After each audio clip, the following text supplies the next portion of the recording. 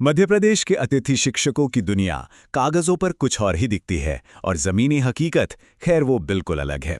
इस एक्सप्लेनर में हम सीधे इस बात की तह तक जाएंगे कि कैसे भोपाल से बनने वाली बड़ी बड़ी नीतियां एक आम स्कूल के साधारण से अटेंडेंस रजिस्टर से टकराकर चकनाचूर हो जाती है। आज के इस एक्सप्लेनर में हम मुख्य रूप से 4 चीजों को कवर करेंगे।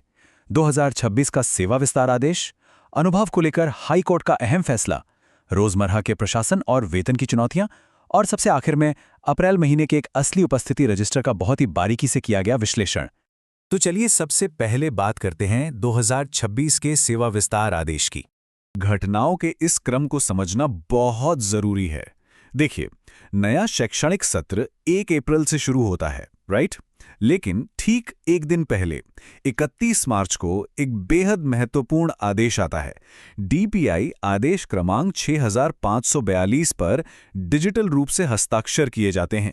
इस आदेश में बिल्कुल स्पष्ट था कि अतिथि शिक्षकों की सेवाओं को 30 अप्रैल 2026 तक के लिए बढ़ा दिया गया है। कागजों पर तो ये एकदम क्रिस्टल क्लियर था। और ये कोई छोटा मोटा फैसला नहीं था। हम यहाँ पूरे राज्य के लगभग 70,000 अतिथि शिक्षकों की बात कर रहे हैं। जरा सोचिए, वो हजारों शिक्षक जिन पर पिछले सेशन के अंत में अपनी नौकरी खोने का खतरा मंडरा रहा था, उनके लिए ये एक्सटेंशन किसी संजीवनी से कम नहीं था। अब इन प्रशासनिक आदेशों से थोड़ा आगे बढ़ते हैं और उच्च न्यायालय के उस अहम फैसले पर आते हैं जो सीधे तौर पर अनुभव से जुड़ा है।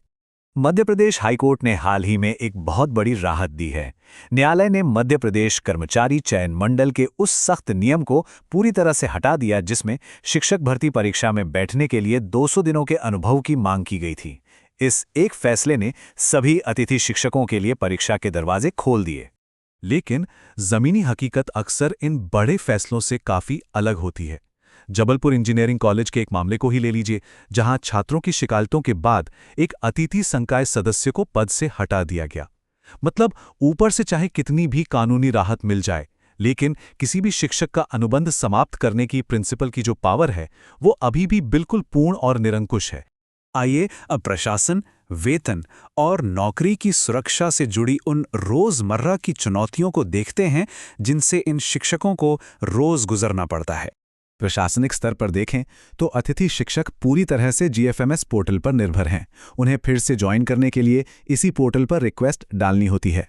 और यहाँ सबसे बड़ी अड़चन क्या है? ये पूरी तरह से स्कूल प्रभारी की मर्जी पर निर्भर करता है कि वो इसे अप्रूव करेंगे या रिजेक्ट। हाँ, ये विकल्प जरूर है कि शिक्षक नए स्कूल के लिए खुद को पोर्टल से कार्यमुक्त या सेल्फ रिलीव कर लें, लेकिन कुल मिलाकर अनिश्चितता तो बनी ही रहती है। और अगर आर्थिक स्थिति की बात करें तो हालात और भी चिंताजनक हैं। कोई यूजीसी न्यूनतम वेतन मान नहीं है, बल्कि प्रतिदिन 2,000 रुपए का एक फिक्स्ड रेट मिलता है। छुट्टियां आ गईं या काम के दिन कम हुए तो सीधा पैसा कटेगा।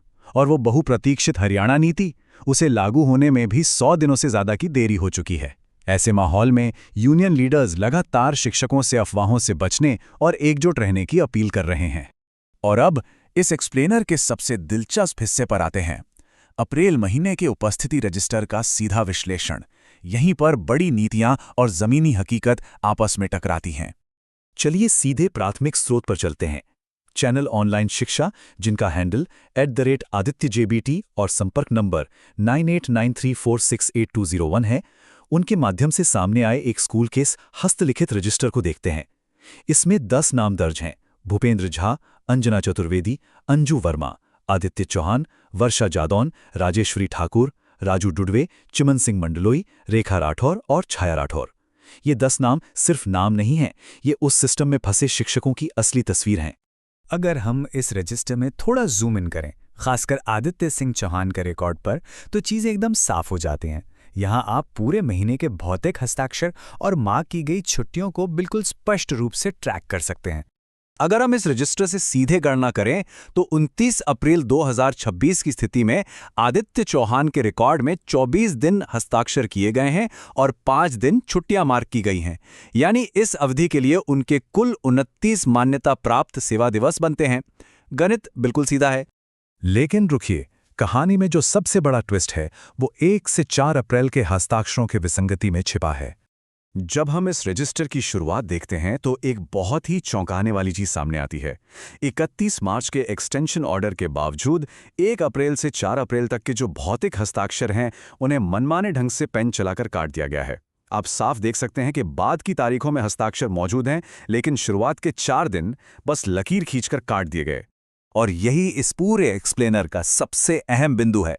एक तरफ हमारे पास 31 मार्च को डिजिटली साइन हुआ आधिकारिक डीपीआई आदेश 6542 है, जो 30 अप्रैल तक सेवा विस्तार की गारंटी देता है। और दूसरी तरफ स्कूल के प्रिंसिपल हैं, जो अपनी मर्जी से 1 से 4 अप्रैल के हस्ताक्षर रजिस्टर से काट देते हैं। ये राज्य के डिजिटल आदेश और स्कूल की भौतिक वास्तविकता के बीच का सीधा जमीनी टकराव है। तो अंत में ये सारे दस्तावेज हमें एक बहुत ही गंभीर सवाल के साथ छोड़ जाते हैं। भोपाल से आने वाले ये बड़े बड़े नीतिगत निर्देश स्कूल स्तर की इस मनमानी से कैसे निपटेंगे? इन 10 शिक्षकों के पास अब क्या रास्ता है? क्या वो सीएम हेल्पलाइन 181 पर शिकायत करेंगे, जो कि सच कहें तो दूध की रखवाली के लिए बिल्ली को बिठाने जैसा है, क्योंकि शिकायत अक्सर उन्हीं के पास वापस जाती है? या फिर ये शिक्षक सामूहिक शिकायत का रास्ता अपनाएंगे? क्या आदित्य चौहान और बाकी शिक्षकों को उनके 29 दिनों का पूरा हक मिलेगा? ये वो सवाल हैं जिनके जवाब अभी भी सिस्टम के गलियारों में कहीं खोए हुए हैं।